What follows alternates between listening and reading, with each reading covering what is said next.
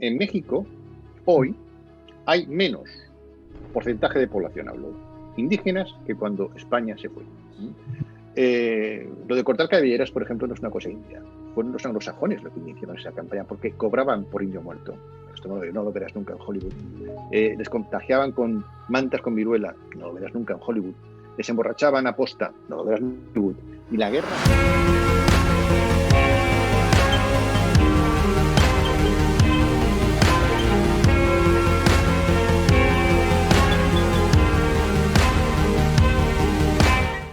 Buenos días una vez más a Trincheras Ocultas. Como veis, hoy cambiamos el escenario y os estaréis preguntando ¿por qué lo cambiamos? Porque hoy nos recibe una persona muy interesante que seguro que la mayoría lo conocéis porque ha escrito mucho sobre la leyenda negra. Tiene un libro, de hecho, que es titulado así, La leyenda negra, historia de un odio a España. Y luego también tiene otro sobre la guerra cultural, los enemigos internos que tiene España. Así que el perfil es perfecto para lo que siempre intentamos, la tarea divulgativa desde Trincheras Ocultas. Nos va a hablar de por qué sigue vigente, porque mucha gente piensa que no, pero Alberto Gil Ibáñez viene hoy a nuestro canal, viene para decirnos que esta leyenda negra sigue más vigente de lo que nosotros pensamos.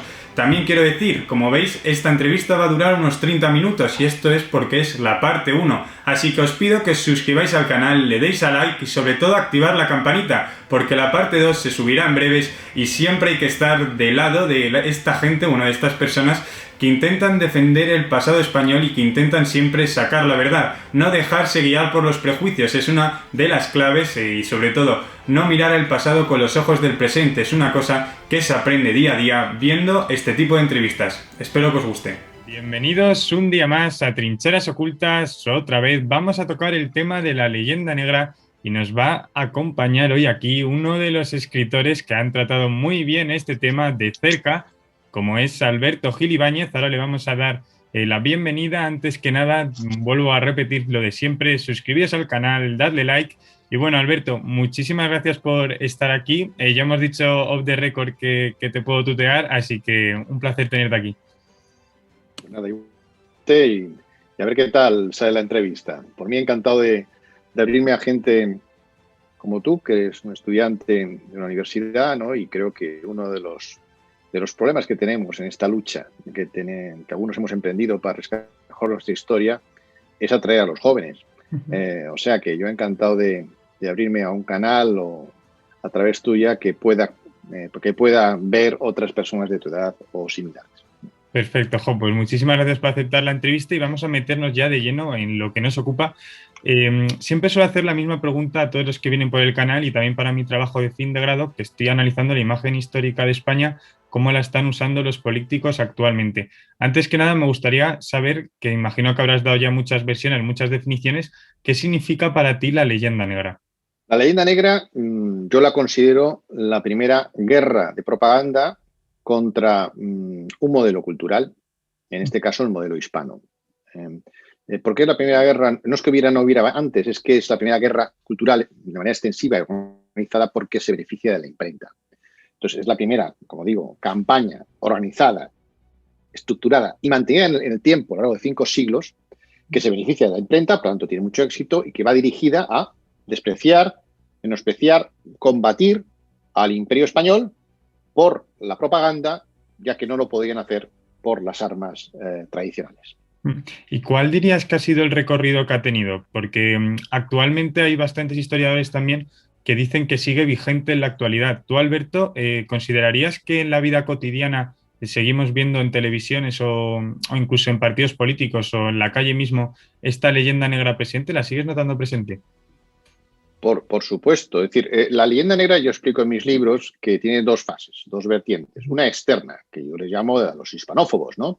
Esa se explicó, pues en su momento surge por combatir, como digo, a un imperio que parecía que iba a ser dominante en el mundo. Y entonces era una amenaza que otros países no se podían permitir. Y como digo, como no nos vencían por mar ni por tierra, entonces no había aire, pues acudieron a la guerra de propaganda. Y lo hicieron muy bien y lo siguen haciendo en la actualidad. Es verdad que hoy España ya no es un imperio y no es una amenaza, bueno, no es una amenaza para nadie, luego podremos seguir en esto porque puede ser una amenaza si se uniera otra vez todo el mundo hispano. Pero bueno, hoy España como país no es una amenaza para otras potencias, Sin embargo, esa leyenda negra ha sido utilizada a lo largo del tiempo y ha durado más que ninguna otra por varias razones que yo explico en mi libro. Una es porque, bueno, España durante un siglo y medio siguió siendo la primera potencia, la batalla de Rocroi, con lo cual ahí pues había unas razones geoestratégicas. Pero después la leyenda negra se convirtió en una fantástica cortina de humo para esconder las vergüenzas de los demás. Es decir, cuando los demás empiezan a tener sus imperios, el imperio francés, el británico, incluso el norteamericano, en todo lo que es su intento de dominar América, se dan cuenta que cometen auténticas tropelías. Uh-huh. Yo digo en mi libro que el imperio más genocida de la historia, probablemente, digo el imperio europeo, porque no hablamos de imperio chino, en Asia, porque ha habido barbaridades en todos los sitios. Pero sí un imperio europeo que se ha extendido por todo el mundo, más genocida de la historia ha sido el británico. Sin embargo, no se habla de él. ¿Por qué? Porque ellos se encargaron muy cuidadosamente de mantener viva la leyenda negra hispana o hispanófoba para atraer la atención, desviar la atención a los españoles. Entonces, todo valía. Luego viene la guerra de religión entre el protestantismo y el catolicismo. Luego, una cosa que se había acabado porque, digamos, bueno, revive de nuevo porque resulta que España es, bueno, una potencia católica que defiende a Roma y otra de las tortas para y por la Inquisición y todos los judíos y tal, todo con tal de denigrar ya no tanto a España, sino al catolicismo a través de nosotros, ¿no? Entonces tenía que ser el peor imperio posible el español. ¿Y para qué? Para ocultar la vergüenza a los demás. Y por lo tanto también para denigrar a lo que era la religión católica que iba pegado al imperio, la cruz que defendía, la espada que defendía la cruz. Pero luego además llega hasta el siglo XXI y esto es extraordinario. ¿Por qué? Pues impulsado por otra fuerza, que es la segunda vertiente, la leyenda negra, que es la vertiente interna.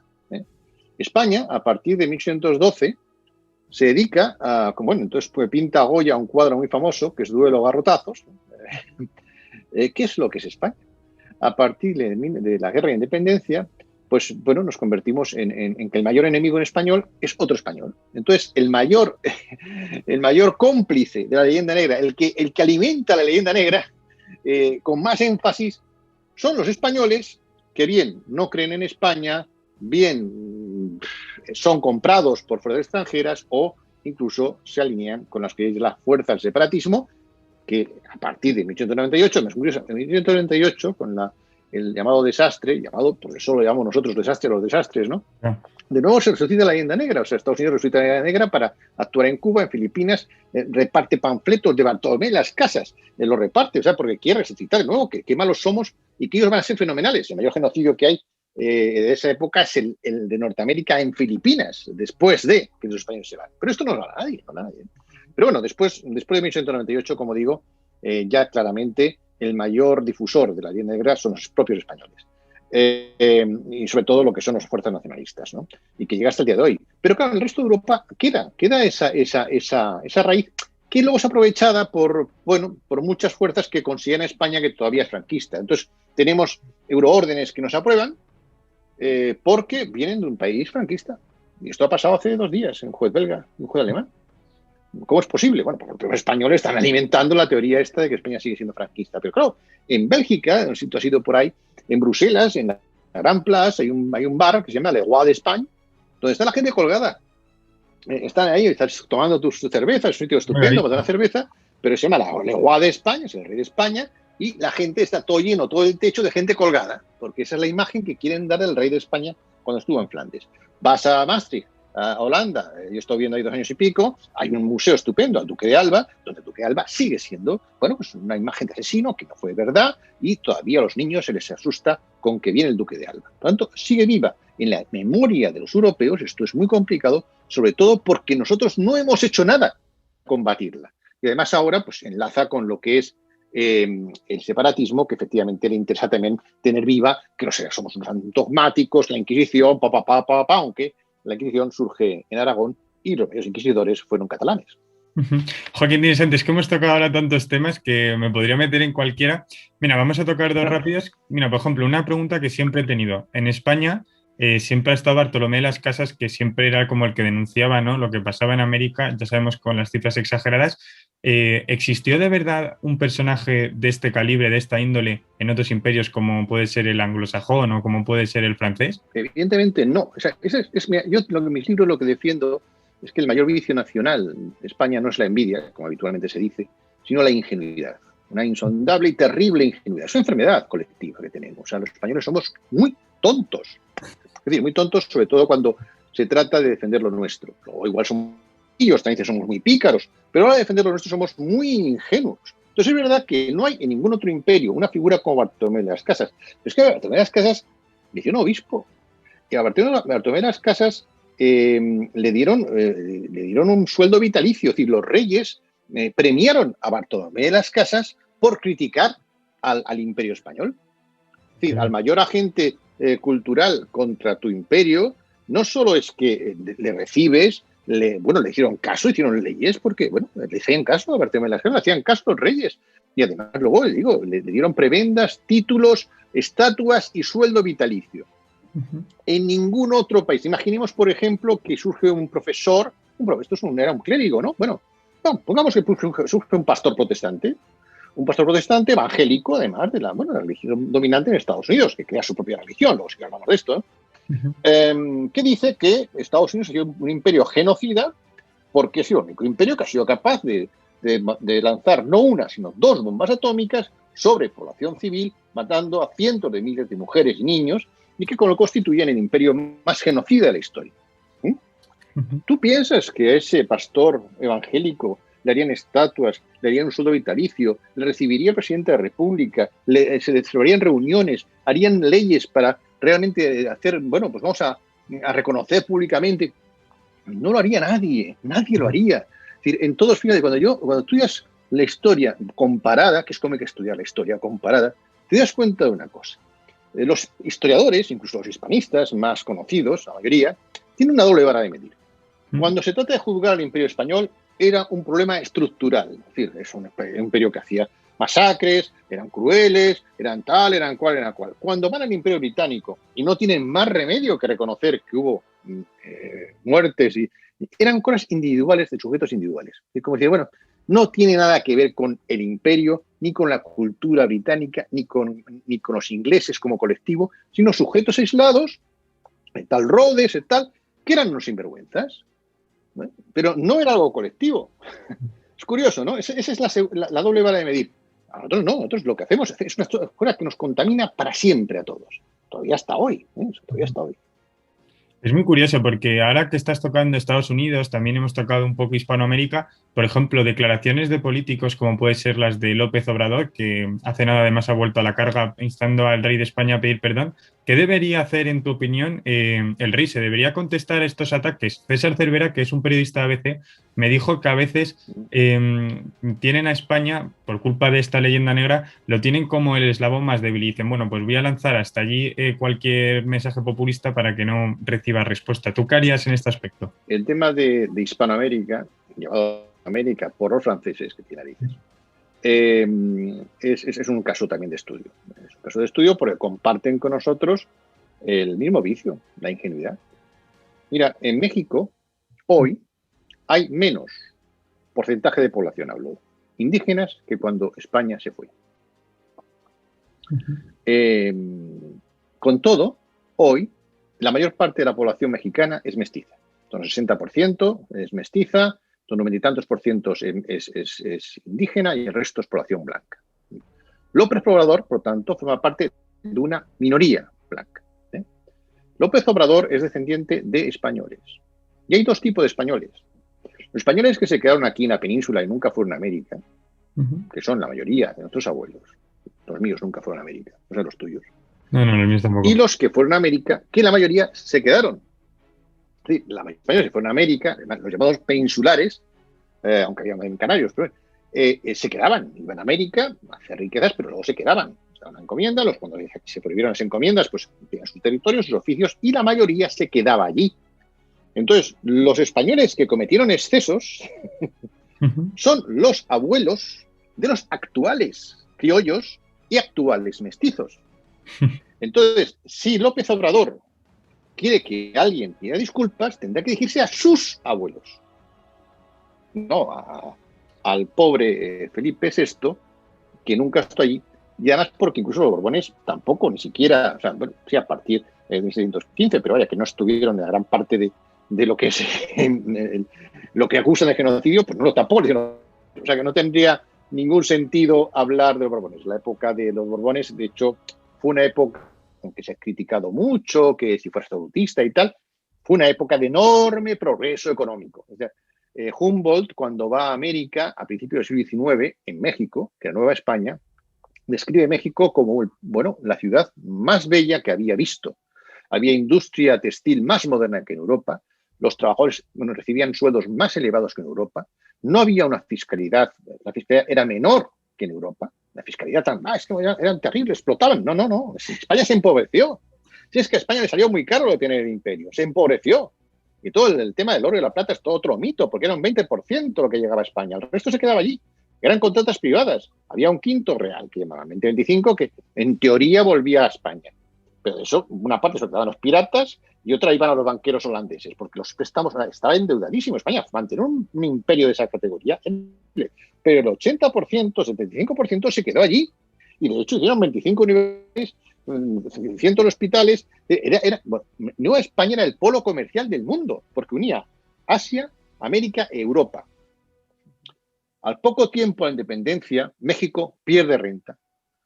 Trágicamente pierde renta. Luego viene el famoso Maximiliano que mandan los franceses, que todavía lo hace peor, pierde todo el territorio que tiene Norteamérica, lo pierden ya los mexicanos, y se convierte en un país residual que tarda 80 años en recuperar la renta que tuvo cuando era español. Luego, ¿a quién tiene que pedir disculpas, Robador? ¿No? Lo que tiene que hacer es mirarse, hacerse mirar.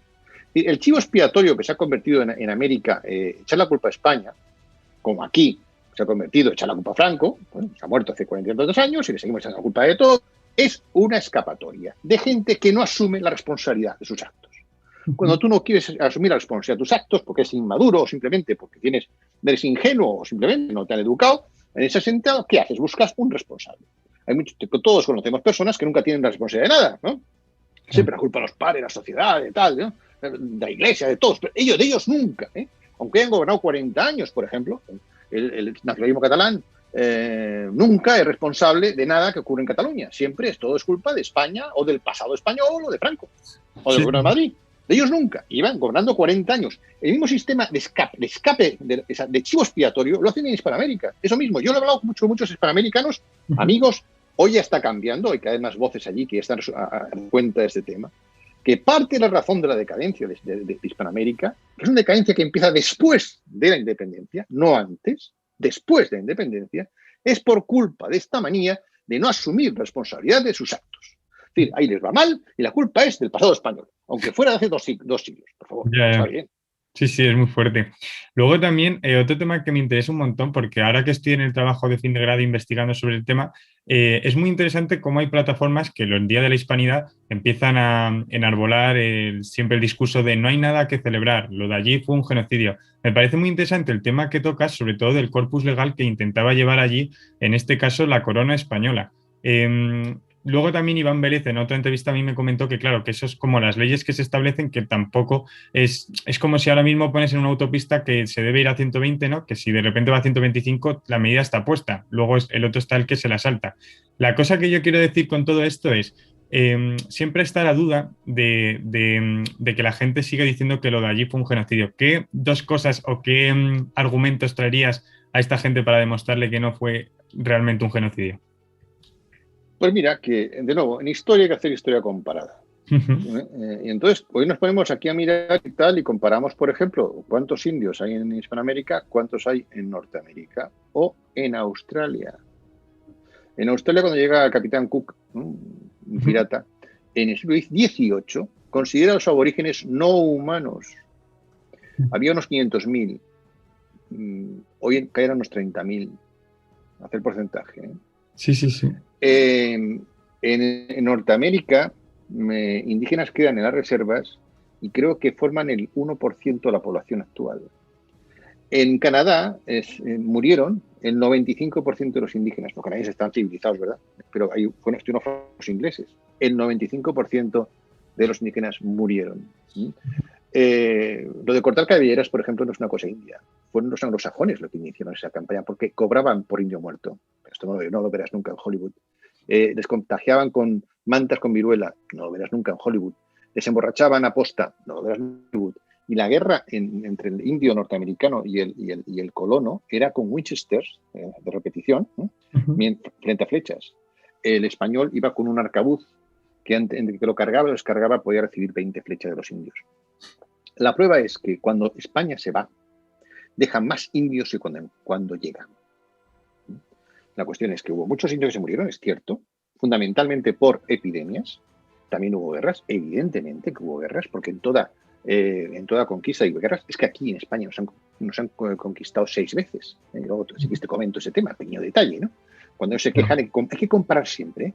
Pero cuando España se va, se había repoblado. Es decir, la gente murió al principio por enfermedades, por las conquistas, muchas guerras entre ellos. Me cuenta que el español eran muy poquitos los que van allí. ¿Cómo hicimos una cosa tan increíble siendo tan torpes? Bueno, pues utilizamos algo que se llama diplomacia. Es decir, Hernán Cortés eran poquísimos, Pizarro eran menos. Y se enfrentaron a imperios enormes. ¿Qué hacían? Aliarse con los poblados de indios que eran a su vez vasallos del otro imperio, porque no eran almas de la caridad. Ten en cuenta que la palabra caníbal viene de Caribe. Practicaban el canibalismo y el sacrificio humano. Entonces, pero bueno, hay muchos muertos al principio, sobre todo por las enfermedades que contagian a los europeos, bueno. Pero luego, cuando España se va, 3 siglos después, porque claro, fuimos tan malos, ¿y por qué duramos 3 siglos y pico? Si éramos tan malos como un imperio duró 3 siglos y pico, los teníamos ahí subyugados, ¿no? Los indígenas tenían títulos nobiliarios, eran empresarios, hubo mucha riqueza, de verdad, para todo el mundo, también para los criollos y también para los mestizos. Y cuando nos vamos, dejamos unos 12 millones de indios, los mismos que había cuando llegó. O sea, que 3 siglos después se habían repoblado, etcétera, etcétera, etcétera, y se habían reducido. Los mismos, o incluso más. Compara esto con cualquier otra zona del mundo donde llegaron los europeos y estuvieran 3 siglos y pico, que ninguno estuvo 3 siglos, 100 años, ninguno, no quedó ni uno, o muy pocos, entre 100% esquilmados. Pero esto no lo ven, no hubo genocidio simplemente porque siguen ahí.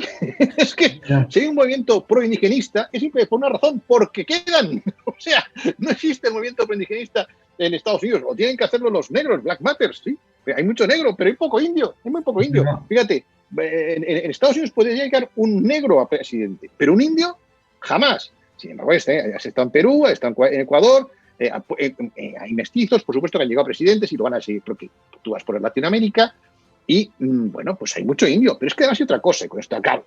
Sí. Nadie habla del genocidio post-hispano. Es decir, no hubo genocidio ante los españoles, como te he explicado, sobre todo en términos comparados. Evidentemente hubo conquistas, pero es que aquí vinieron los árabes y no eran un eje cultural como se dice ahora. Almanzor arrasó ciudades enteras, entre Barcelona. Hubo cientos de miles de muertos. Es que Castilla se quedó despoblada, por eso los vascones tuvieron que bajar a repoblarla. Castilla y Andalucía se quedó despoblada. Por eso, cuando hablan de RH negativo, es una memez, porque estamos todos muy mezclados. Los vascones, que no habían sido afectados por el imperio, había mucha gente, y bajaron a repoblar. Por lo tanto, estamos muy mezclados. Bueno, pero nadie habla del genocidio post-hispano. ¿A qué me refiero? ¿Por qué hoy hay menos indígenas en México que cuando se fue España? Y esto no habla López Obrador. Porque después de irse a España, los criollos, que es los que hicieron la revolución, o sea, la guerra de secesión contra España, que lo llamo así, y de otros también, otros autores, ¿sí? Lo que hacen criollos, sí, descendientes de españoles, es decir, blanquitos. Los indígenas, a quien apoyaban era el rey. Porque decían, estos tíos, cuando gobiernen, con el rey tenemos leyes que nos protegen y estamos acostumbrados y sabemos cómo vivir. Con estos, ¿qué harán? Y de hecho, ¿qué hicieron? Auténticos genocidios. Concretamente en México. Porfirio Díaz, mataron a muchos indios. Pero en México, en Colombia, en Ecuador, en Argentina, la campaña del desierto, decenas de miles de muertos, de indios que los españoles nunca habían tocado, porque no tenemos ningún problema con los indios de la Patagonia, ellos sí, porque querían imponerse. Es decir, nadie habla de los muertos que mataron después de que España se fue. De esto no se habla nada, porque claro, ¿a quién hay que pedir disculpas entonces de esto? ¿A ellos mismos? A eso no. Asumir responsabilidades, eso es pecado, ¿no? Por favor, ya está bien. Joder, te vuelvo a repetir, súper interesante todo, porque es que se abren un montón de temas, pero bueno, vamos a intentar centrarnos porque tenemos poco tiempo. Mira, me parece súper interesante la ficción histórica, que la has tocado un poco. Ahora mismo las series y películas piensas que están un poco realizadas, o sea, haciendo un pasado que realmente no ocurrió así. ¿Me puedes ahondar un poco en esta cuestión? Bueno, es que todas, primero hay una cosa muy concreta. Mi último libro es La Guerra Cultural. Tengo aquí, primero fue La Conjura Silenciada contra España, el que estamos hablando ahora es La Leyenda Negra. El siguiente es La Guerra Cultural, porque una cosa lleva a la otra, o sea, una cosa lleva a la otra. Ujú. ¿Qué fue ese instrumento mayor que se ha creado una historia para una guerra cultural, para imponer un modelo cultural y menospreciar al contrario? Hollywood. Ostras, qué Hollywood es bueno. una. Bueno, de hecho, en la Guerra Fría hay un libro que es de Stoners, se llama ¿Quién pagó al flautista? Hay muchos más, ¿no? Pero te digo este porque es muy sintomático. Es un autor que analiza la guerra cultural durante la Guerra Fría. Cómo la CIA y el KGB gastaban el 60% de su presupuesto en comprar periodistas, escritores, académicos, profesores, medios de comunicación. ¿Para qué? Para influir en el público del otro bando, lo que malos eran, bueno, el comunismo, qué malo era el capitalismo y qué bueno era Rusia. Que vivían estupendamente ahí, claro. Que hacía Estados Unidos lo contrario. O sea, qué mal eran los comunismos y qué tal, no sé qué. Y una guerra cultural que siempre ha existido. Que siempre ha existido, es que no se me da cuenta. ¿Qué pasa con el modelo hispano? El mundo hispano, que somos más de 400, 500 millones de personas que hablamos español. Pues que no tenemos un Hollywood hispano. Y entonces, ¿qué pasa? Que nos meten dobladas constantemente. ¿Qué hace Hollywood? Hollywood vende un modelo.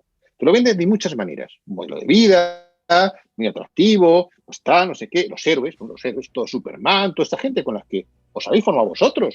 Yo Sí. todavía leía cómics con el Capitán Trueno, pero a que tú no has leído ningún cómic con un héroe español. No, A que tú no has visto una película con un héroe español. bueno, de Bueno, hecho, tú y tu generación, vaya. de hecho, Piratas del Caribe, yo no, que cuando la veía de pequeño no ¡Buah! sabía que había esta leyenda negra metida en la película. Yo me lo tragaba todo y claro, ahora de repente te das cuenta que no. No, ya, ahora hay otra serie de piratas, lo mismo, lo mismo, No, no, siempre, igual, el español, el torpe, tal, a veces es sutil, a veces es expreso, pero en todas las series americanas hay dos cosas. Una, se venden a sí mismos, ellos son buenísimos, además, por cierto, entre ingleses y norteamericanos se defienden, cosa que nosotros no hacemos. Porque fuerte. después de separarse, Norteamérica, de una guerra que tuvieron contra los ingleses para Sí. las 13 colonias separarse, y que les ayudamos nosotros a separarse, con Fernando de Gálvez y dinero de Cuba y de España, de Carlos III, etcétera. Bueno, después de eso, al poco tiempo se unieron otra vez. ¿Por qué? Porque eran familia, eran familia. Los WASP, ¿no? Los blancos protestantes norteamericanos, eran lo mismo que los blancos protestantes o anglicanos. Cambiaron de religión porque tenían que separarse de ellos, ¿no? Pero y volvieron a formar un poder en el mundo. De hecho, se habla de los Big Five, no sé si conoces, que los Eso. Big Five es Canadá, Australia, Nueva Zelanda, Estados Unidos e Inglaterra. Están unidos en muchas cosas y los servicios secretos de esos 5 países son un servicio secreto unido. Es decir, tienen estrategias comunes, ¿no? Bueno, porque tienen intereses comunes, una cultura detrás común. Nosotros estamos separados, como siempre, el ejército de Pancho Villa, aquí todos aquí peleados y tal. Bueno, luego hablamos del tema de nothing to celebrate, ¿no? Me estoy yendo. No, no te preocupes, no te preocupes, es Y muy no interesante. tenemos un Hollywood hispano, con lo cual no ven héroes. Fíjate, tenemos a patadas. Había películas. Fíjate que cómo hacen esta gente. Son maestros, son maestros. Dunkerque, por ejemplo. Esta película la has visto, ¿no? Sí, esta sí. Dunkerque, una película de cientos de millones de dólares en esa película. Es una derrota. Es cuando Hitler, llega a París y el ejército francés está derrotado y el inglés también. Hitler no se sabe muy bien por qué no les llega a atacar, les deja que se vayan tranquilamente. Pero la historia de una derrota hecha, sin embargo, tan bien que acabas pensando que hay una victoria moral detrás. Por supuesto, todo lo que narran ahí son cosas inventadas, porque hay muy pocas cosas que decir. Tenemos otras batallas maravillosas para contar que nunca contaremos. Fíjate, un ejemplo te hago. Capitán América. Vemos con toda naturalidad que sale un tipo con un escudo en la bandera de Estados Unidos diciendo que es el Capitán América. América es el nombre de un continente, ¿no? Bueno, tú imagínate que sacásemos a un héroe español con la bandera de España diciendo que es el Capitán Europa. Nos corren a borrazos. Pero bueno, esto de que los demás se metan con nosotros, nos ninguneen, nos desprecien, yo hasta lo comprendo, fíjate. Lo comprendo porque, como dicen los ingleses, nothing personal, just business, ¿no? Es decir, ellos están aquí pues a vender su mercancía y si lo español te molesta, pues vamos a ir a por vosotros. Lo que más me molesta es que la industria cinematográfica española, evidentemente no puede competir en dinero, pero nunca se dedique, salvo la época ignominiosa de Franco, a defender nuestra historia. Hemos hecho la serie de Isabel y Carlos. Bueno, un problema tremendo para hacer aquello. Ya lo hemos conseguido. No ha quedado mal. Bien, no ha quedado mal, con sus errores, pero está bien. Ahora bien, compara eso con The Crown. Ya. O compara eso con las películas de los ingleses, que tienen medios a barrer. Unos actores impresionantes. Y te venden la moto sin que tú te creas para que digas que la familia británica es fantástica cuando, bueno, en teoría ha robado más que nadie, ¿no? Pero bueno, te van a decir, te van a vender no solo a la familia británica, sino todo, Churchill, tal, todo lo que es el saber-faire, los oradores son fantásticos, todos son maravillosos, qué inteligentes. Tal, nosotros, cuando hacemos obras nuestras, es para criticarnos. Yo siempre pongo el ejemplo entre lo que es el esperpento de Valle Inclán. Me gusta mucho Valle Inclán, pero Valle Inclán, ¿sí? Una autocrítica terrible de lo que es español. Lo ves en Más Estrella, ¿no? No, vamos, luego tú comparas con Sherlock Holmes, otro personaje de ficción, pero tremendo, ¿no? ¿Cómo venden ellos? El hombre más inteligente del mundo, ¿sí? Ellos venden la moto. Nosotros, incluso cuando hemos hecho una serie sobre los héroes de Valera, de las Filipinas, lo que hacemos es criticarnos. Es una serie que da pena verla, siendo español, porque bueno, es una posibilidad que tienes de hacer algo que vende. No, ahora van a hacer alguna cosa. Estamos en estos momentos empezando a darnos cuenta de todo esto.